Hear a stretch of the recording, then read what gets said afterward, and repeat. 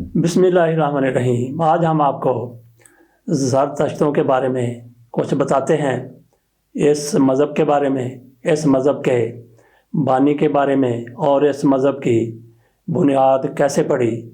26 दिसंबर इस मज़हब के लिए, इस मज़हब के लोगों के लिए, आतिश परस्तों के लिए, पारसियों के लिए बहुत ही ज़्यादा मुक़द्दस दिन है। इस रोज़ इनके बानी को कत्ल कर दिया गया था, लेकिन ये ज़ाहिर नहीं करते। हो सकता है कि कहीं ना कहीं ये सोच इनके अंदर जागुज़ी हो कि वो दोबारा वापस आएंगे। 26 दिसंबर इनके लिए मुतबरक है, मोहतरम है, मुक़द्दस दिन है। और आज जिस रोज़ हम ये वीडियो आपके सामने ला रहे हैं, आज भी 26 दिसंबर है और दिन है आज मंगल का। आइए मुलाहिज़ा कीजिए ज़रतश्तों के बारे में, आतिश परस्तों के बारे में एक मुकम्मल तफसीली प्रोग्राम। आज हम आपको बताते हैं ज़रतश्तों के बारे में, आग की परस्तिश करने वालों के बारे में। ज़रतश्त पारसियों के अव्वलीन रूहानी पेशवा और इस मज़हब के बानी तस्वर किए जाते हैं। अफ़गानिस्तान के एक मकाम गंज में कमोबेश 1500 से 2000 साल कबल मसीह पैदा हुए, जबकि ज़्यादा मुस्तनद ज़राए से उनका दुरानिया हयात 628 से 551 कबल मसीह बनता है। उनके बारे में मौरख़ीन का ख्याल है कि वो शाही ख़ानदान के फ़र्द थे। आगाज़ शबाब से ही गौर व फ़िक्र और मुताला में गरक रहते थे, शायरी करते थे और शायरी को पसंद भी करते थे। 30 साल की उम्र तक तलाश हक़ में सरगर्दा रहे। फिर एक बार सूरज को डूबते देखा तो उन पर हकीकत आश्कार हो गई और उनसे मंसूब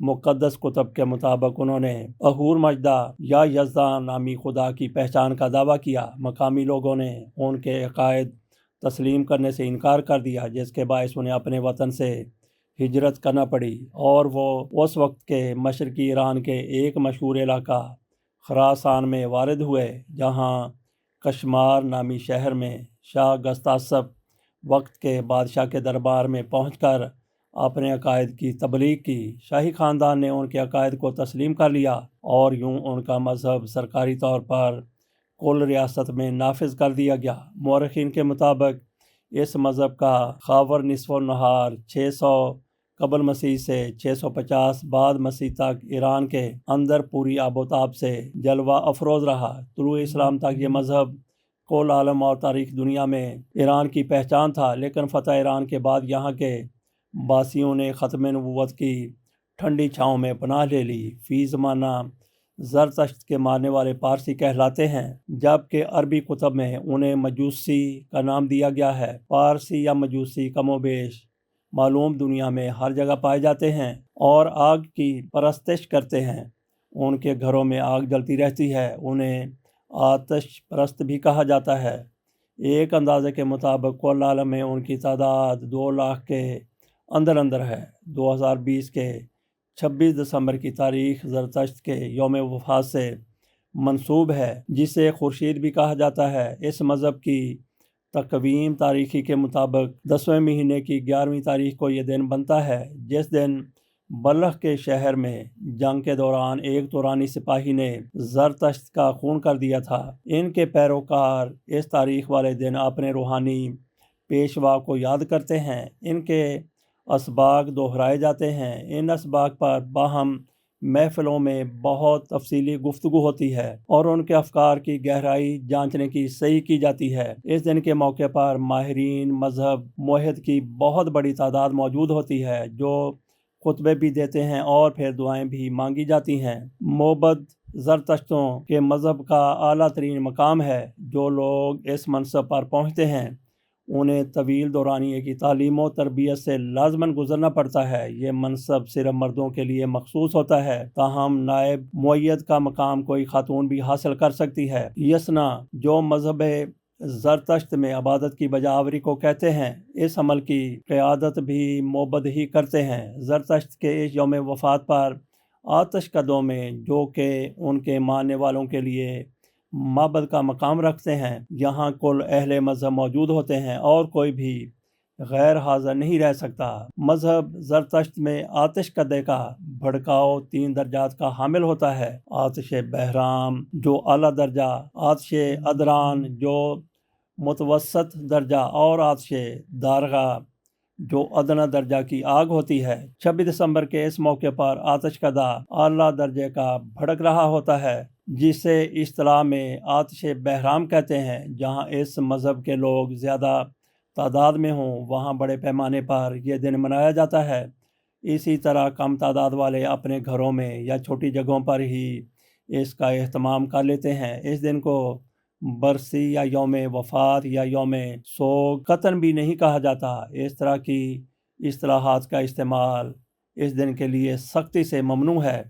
یہ دن تعلیمات زرتشت کی یاد آوری کا ایک ذریعہ اور بہانہ ہے۔ جب سب اہل عقیدہ جمع ہوتے ہیں اور اپنے شاعر کی پوجا کرتے ہیں اور تفہیم مذہب و مراسم عبودیت بجا لاتے ہیں۔ اس دن کو سوگ نہ کہنے کی ایک یہ بھی وجہ ہے کہ زرتشت کی وفات کا ذکر ان کی مذہبی کتب میں نہیں ملتا، اور دیگر مذاہب کی طرح شاید زرتشت کے پیروکار بھی اپنے پیشوا کی موت کا یقین نہ کرتے ہوں اور انہیں زندہ و ابدی سمجھتے ہوں۔ زرتشت سے پہلے ایران میں کسی خاص مذہب کے آثار نہیں ملتے۔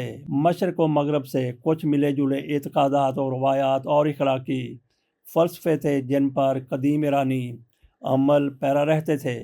زرتشتیت کی صورت سب سے پہلے ایک منضبط اور مربوط نظام فکر و عمل اہل ایران کو میسر آیا۔ زرتشت سے دو کتب منسوب کی جاتی ہیں، اوسطا اور دساتیر۔ ان دو کے پھر دو اجزاء ہیں، اور اسی طرح دساتیر خرد اور دساتیر کلام۔ یہ کتب پہلوی اور زند زبانوں میں موجود ہیں۔ مذہب زرتشت کی کتب میں توحید خالص بیان ہوئی ہے اور کم و بیش سورہ اخلاص کا کل مفہوم بلا کم و کاست بھی بیان ہوا ہے، لیکن پھر بھی اس مذہب کو دوئی کا مذہب کہا جاتا ہے کیونکہ اس میں دو آفاقی طاقتوں کی خدائی کا بیان ہوا ہے۔ پہلا خدا اہور مجدہ ہے اور اس لفظ کا مطلب عقل مند آقا ہے۔ زرتشتیت میں اس کو نیکی کے خدا کا مقام حاصل ہے۔ یہ خالق و مالک اور حق و صداقت کی روح ہے اور نیک لوگ اس خدا کی فوج ہیں۔ دوسرا خدا انگرومینا یا اہرمن ہے جو بدی کا خدا ہے، اور برے لوگ اس خدا کی فوج ہیں۔ زرتشتیت کے مطابق دنیا میں جب اہور مجدہ کی حکومت ہوتی ہے تو نیکی کا بول بالا ہوتا ہے، اور جب انگرومینا غالب آتا ہے تو دنیا بدکاریوں کی آماجگاہ بن جاتی ہے۔ ان دونوں خداؤں کے درمیان جنگ جاری ہے، اور اس مذہب کے مطابق کامیابی بالآخر نیکی کے خدا کو ملے گی اور اپنی فوج کو انعامات سے نوازے گا اور برائی کے سپاہیوں کو سزا دے گا۔ پارسی مذہب والوں نے اہور مجدہ کو آگ سے منسوب کر لیا ہے کیونکہ آگ پاک ہے، گندگی کو جلا دیتی ہے اور پاکیزگی کو رواج دیتی ہے، اس لیے وہ آگ کی پوجا کرتے ہیں۔ بہرحال سب کے باوجود پارسی یا مجوسی خود کو آتش پرست کہلانا پسند نہیں کرتے، اور اسی طرح وہ خدائے تسنیس کے بھی خلاف ہیں، اور وہ اپنے آپ کو موحد یعنی ایک خدا کے عبادت گزار ہی کہلاتے ہیں۔ زرتشت سے متعدد تعلیمات وابستہ ہیں جو اس مذہب کا جزو لا ینفک ہیں، لیکن ان تعلیمات کی اکثریت خاص مذہبی طبقے کے لیے اہم ہیں۔ تاہم صرف 3 اہم ترین تعلیمات ایسی ہیں جو مذہب زرتشت کے عام و خاص سب کے لیے یکساں ہیں۔ نمبر 1 ہوتامہ یعنی حسن و فکر یا اخلاص نیت، ہوکھاتا حسن کلام یا حسن اخلاق، اور ہوراشتہ یعنی حسن اعمال یا اعمال محمودہ۔ اللہ تعالیٰ نے جب حضرت آدم علیہ السلام کو زمین پر اتارا تو فرمایا، جس کا ترجمہ ہے، ہم نے کہا تم سب یہاں سے اتر جاؤ، پھر جو میری طرف سے کوئی ہدایت تمہاری طرف پہنچے تو جو لوگ میری ہدایت کی پیروی کریں گے ان کے لیے کسی خوف اور رنج کا موقع نہیں ہوگا، اور جو لوگ اس ہدایت کو قبول کرنے سے انکار کریں گے اور ہماری آیات کو جھٹلائیں گے وہ دوزخ والے لوگ ہیں جہاں وہ ہمیشہ رہیں گے۔ اللہ تعالیٰ نے اپنا یہ وعدہ اس طرح پورا کیا کہ قبیلہ بنی آدم میں انبیاء علیہ السلام کا سلسلہ شروع کر دیا، اور ان کے توسط سے سامان رشد و ہدایات نازل کرنے لگا۔ قرآن مجید صرف ان انبیاء علیہ السلام کا ذکر ہے جنہیں عرب قبائل مانتے تھے، باقیوں کے بارے میں اجمالاً ایک حدیث میں بتا دیا گیا کہ کم و بیش 1,24,000 نفوس قدسیہ بحیثیت انبیاء مبعوث کیے گئے۔ زرتشت کی نبوت کے بارے میں قطعیت کے ساتھ اس لیے نہیں کہا جا سکتا کہ قرآن و حدیث میں ان کا ذکر نہیں ملتا۔ بعض علماء اسلام کچھ اسماء انبیاء کو کھینچ تان کر زرتشت کا لبادہ تلفظ و جامع معنویت پہنانے کی کوشش تو کرتے ہیں، تب بھی بہت کم صحیح، لیکن تشکیک کا عنصر بہرحال باقی رہ جاتا ہے۔ اگرچہ زرتشت کے جملہ احوال جن میں تلاش حق، ہجرت، جہاد، نزول کتاب اور شہادت وغیرہ میں مماثلت انبیاء پائی جاتی ہے، پھر بھی عدم شہادت نص صریح زرتشت کے احکام نبوت میں مانع ہو سکتی ہے۔